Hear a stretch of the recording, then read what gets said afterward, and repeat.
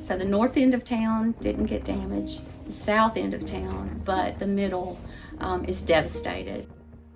I'm Emily Carter. I'm County Extension Coordinator in Sharkey and Nisqually counties.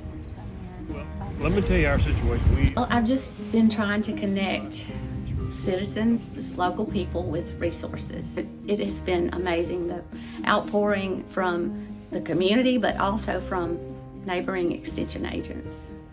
Well, I have seen extension agents from all around neighboring counties come to help in so many different areas. We've had an ag damage assessment. I've had co-workers that were sent to the distribution center. Seeing people drive post and stretch wire and lift debris and work really hard means a lot. It lets you know what kind of team you're working with. And we got a lot of agents here that helping these producers get back to some normalcy.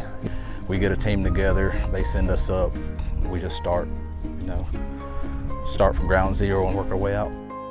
BJ had led a team doing assessments, and they saw where the needs were, and so then the relief team that I'm over comes in, and we actually get the fence put up, fence lines clean, and get debris out of pastures that could harm cattle.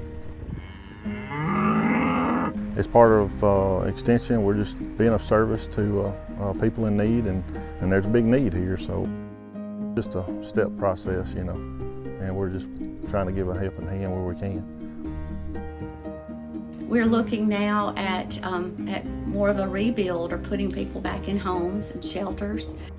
Sometimes you wonder if you're making a difference in your job, and I think maybe I've been in a position to make a difference.